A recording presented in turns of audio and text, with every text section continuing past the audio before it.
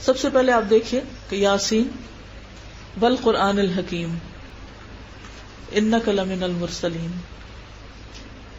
علی صراط مستقیم تنزیل العزیز الرحیم. اب آپ دیکھیے کہ ایک طرف القرآن الحکیم ہے نا، تو دوسری طرف قرآن مجید کیا ہے؟ تنزیل العزیز الرحیم ہے. انک لمن المرسلین تو کیا ہے؟ علی صراط مستقیم. لتنذر قوما ما انذر آباؤہم تو نتیجہ کیا ہے؟ اور لقد حق القول علی اکثرہم. ایک طرف آپ دیکھیے کیا ہے؟ فہم، اور دوسرا تو غفلت کس چیز کا ذریعہ بنتی ہے؟ ایمان نہ لانے کا. اب آپ دیکھیے اس کو یوں بھی لیجئے کہ لتنذر قوما ما انذر آباؤہم تو نتیجہ کیا ہے؟ غفلت.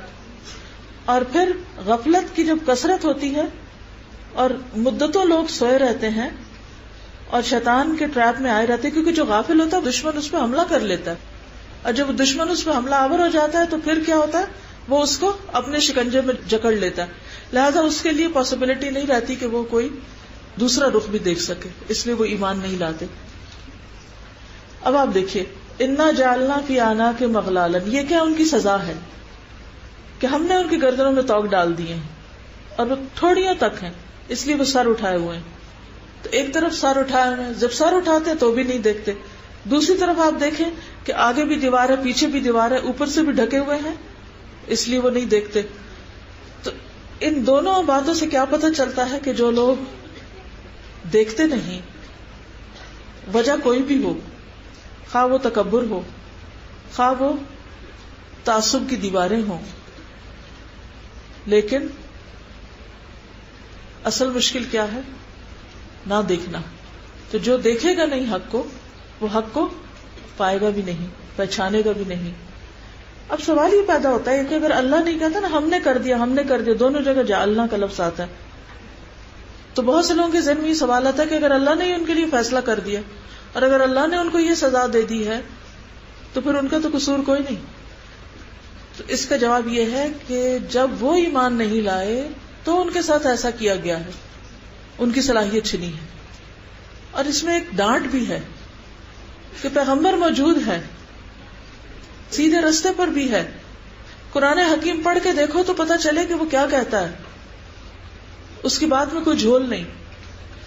سارے دلائل تمہارے سامنے ہیں اور تم ہو کہ پھر بھی نہ دیکھتے ہو، نہ سنتے ہو، نہ کتاب کو دیکھتے ہو، نہ کائنات کی نشانیوں کو دیکھتے ہو. حق کہاں سے ملے گا؟ تو یہ دراصل نتیجہ ہے کس چیز کا؟ ان کی غفلت کا. نتیجہ ہے کس چیز کا؟ ان کے تکبر کا، کہ اب وہ حق کو پا نہیں سکتے. ان کی شارٹ سائٹڈنس کی وجہ سے جب دنیا کے فائدے ان کے سامنے ہیں تو انہوں نے ان کی آنکھوں پہ ایسا پردہ ڈال رکھا ہے کہ آخرت کے فائدے بھول گئے اور آخرت کے عذاب کو بھی نظر انداز کر دیا انہوں نے. پھر ہے وَسَوَاءٌ عَلَيْهِمْ أَأَنذَرْتَهُمْ أَمْ لَمْ تُنذِرْهُمْ لَا يُؤْمِنُونَ. ایسے لوگوں کو چاہے بتائیں یا نہ بتائیں وہ نہیں مانتے. تو کچھ ماننے والے بھی ہیں. ایک طرف کون ہے اور دوسری طرف کون ہے؟ نہ ماننے والوں کی وجہ کیا تھی؟ کیونکہ ان کے آگے بھی دیوار ہے، پیچھے بھی دیوار ہے، ڈھکے ہوئے ہیں، یا پھر یہ کہ اکڑے ہوئے ہیں. اس کے برعکس ماننے والوں کی صفات کیا ہے؟ نمبر 1 من اتبع الذکر، اور نمبر 2 خشی الرحمن بالغیب. تو ہدایت کس کو ملتی ہے؟ جو ہدایت کی پیروی چاہتا ہو اور جو بن دیکھے اللہ سے ڈرتا ہو. ایسے لوگوں کا اجر کیا ہے؟ مغفرت.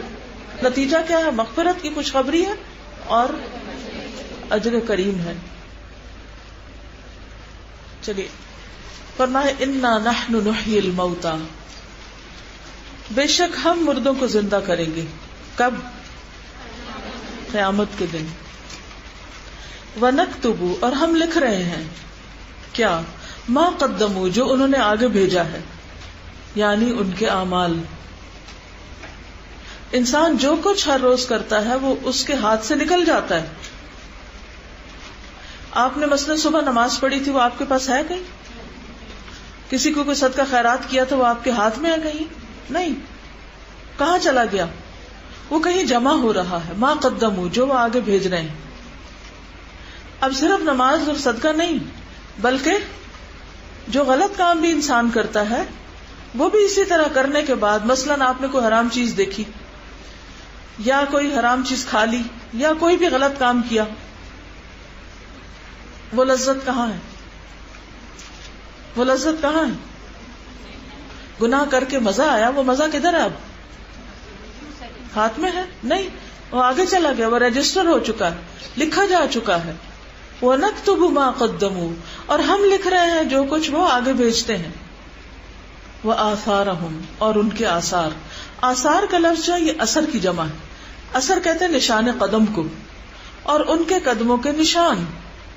نشان قدم کی بات کیوں کی گئی؟ کیونکہ انسان کی ساری سرگرمیاں چلنے پھرنے سے تعلق رکھتی ہے نا. انسان کی دوڑ دھوپ، کبھی آپ ادھر جا رہے ہیں، کبھی ادھر جا رہے ہیں، کبھی وہ کام کریں، کبھی وہ کام کر رہے ہیں، کیونکہ کسی بھی کام کے لیے آپ کو حرکت کی ضرورت ہوتی. تو جہاں جہاں آپ کا جس طرح بھی قدم اٹھتا ہے، یا تو آپ کا قدم نیکی کی طرف اٹھتا ہے یا آپ کا قدم برائی کی طرف اٹھتا ہے. جو قدم نیکی کی طرف اٹھتا ہے وہ بھی لکھا جاتا ہے، اور جو برائی کی طرف اٹھتا ہے وہ بھی لکھا جاتا ہے، وہ بھی ریکارڈ ہو جاتا ہے. تو ہم لکھ رہے ہیں ان کے آگے بھیجے ہوئے اعمال بھی جو روز مرہ وہ کرتے ہیں، اور ان کے پیچھے جو ان کے نشان چھٹ رہے ہیں، یعنی جو آگے جا رہا ہے اور جو پیچھے رہ رہا ہے، وہ سب کچھ لکھا ہوا ہے. اب آثار میں کیا چیزیں ہیں؟ ایک وہ اثرات ہیں، آثار سے اثرات کا لفظ بھی نکلا ہے، کہ جو انسان کے عمل کے نتیجے میں دوسروں پہ پڑتے ہیں. ایک طرح کہ میں نے کام کیا، کوئی اچھا کیا تو یا برا کیا تو، لیکن ایسا نہیں ہوتا کہ اگر میں کوئی اچھا کام کروں تو اس کا اثر میرے دائیں بائیں نہ پڑے. ہوتا ہے نا، مثلا اگر آپ اچھی سے نماز پڑھ رہے ہیں تو کوئی آپ کو دیکھ کر متاثر ہوئے بغیر نہیں رہے گا. متاثر لفظ بھی اسی سے ہے. تو آپ کے اعمال کے جو اثرات دوسروں پہ پڑ رہے ہیں وہ بھی لکھے جا رہے ہیں.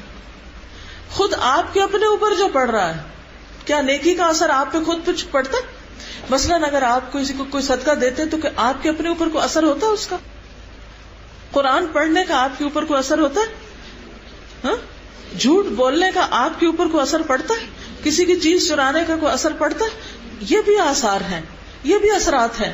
تو انسان جو عمل کرتا ہے اور اس کے جو اثرات خود اس کی اپنی ذات پہ پڑتے ہیں یا اس کے آس پاس پڑتے ہیں، وہ سب بھی ریکارڈ ہو رہے ہیں. اور اسی طرح اس کا تیسرا معنی یہ ہے، یعنی تیسری چیز یہ ہے کہ انسان کے مرنے کے بعد اس کے پیچھے جو آثار چھٹ رہے ہیں وہ بھی لکھے جا رہے ہیں. تو گویا اس کی کوششوں کے جو نشان ہیں وہ بھی ریکارڈ ہو رہے ہیں، اس کی کوششوں کے جو اثرات مرتب ہو رہے ہیں وہ بھی لکھے جا رہے ہیں. اور مرنے کے بعد انسان کے پیچھے جو کچھ رہ جائے گا وہ بھی اللہ لکھے گا، ہم خود نہیں دیکھ پائیں گے. وَكُلَّ شَيْءٍ، اور ہر چیز کو، ہر چیز، کون سی ہر چیز؟ اچھی یا بری چیز، احصیناہ، ہم نے اس کو شمار کر رکھا ہے، گن کے لکھ رکھا ہے. کہاں لکھ رکھا ہے؟ فی امام مبین، ایک روشن کتاب میں، کھلی کتاب میں.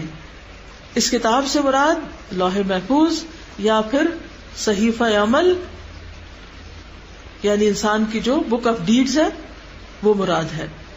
یعنی انسان جو کچھ بھی کرتا ہے وہ سب بھی لوح محفوظ میں جمع ہو رہا ہے، جو ہر چیز کو سمیٹے ہوئے اپنے اندر، ہر چیز کی ڈیٹا انٹری وہاں ہو رہی ہے. پوری کائنات میں کچھ بھی جو ہوتا ہے ہر چیز کا ریکارڈ وہاں آتا ہے. اور دوسری طرف ہر انسان کا انڈیویجول نامہ اعمال، اس میں بھی سب کچھ لکھا جاتا ہے. کیوں لکھا جاتا ہے؟ تاکہ کیا ہو؟ تاکہ انسان کو اس کے مطابق جزا اور سزا مل سکے. اب ذرا امیجن کیجئے، اللہ سبحانہ و تعالیٰ قیامت کے دن مردوں کو زندہ کریں گے. ہر وہ جو مر چکا یا مرے گا وہ کل دوبارہ اٹھے گا. جب اٹھے گا تو جو کچھ کیا وہ اپنے سامنے پائے گا. سامنے کیا ہوگا؟ جو اس نے خود عمل کیے یا جو اس نے اپنے اثرات چھوڑے. تو انشاءاللہ اس کی مزید تفصیل ان اثرات کی کل اس پہ بات کروں گی. اور اس میں خاص طور پر مرنے کے بعد انسان جو صدقہ جاریہ کے عمل چھوڑ جاتا ہے، جس میں اس کا مال ہو سکتا ہے، اس کا علم ہو سکتا ہے، اس کی اولاد ہو سکتی ہے، اس پر کچھ احادیث ڈھونڈ کر لائیے اور کلاس میں پڑھ کر سنائیے کہ مرنے کے بعد کون سے عمل اس کو فائدہ دیں گے. اور صدقہ جاریہ کے وہ کون سے کام ہیں جو ہم سب کر سکتے ہیں، کیونکہ وہ سب بھی ہمارے ہی کھاتے میں لکھے جائیں گے. وآخر دعوانا ان الحمد للہ رب العالمین. سبحانک اللہم وبحمدک نشہد ان لا الہ الا انت نستغفرک ونتوب الیک. السلام علیکم ورحمۃ اللہ وبرکاتہ.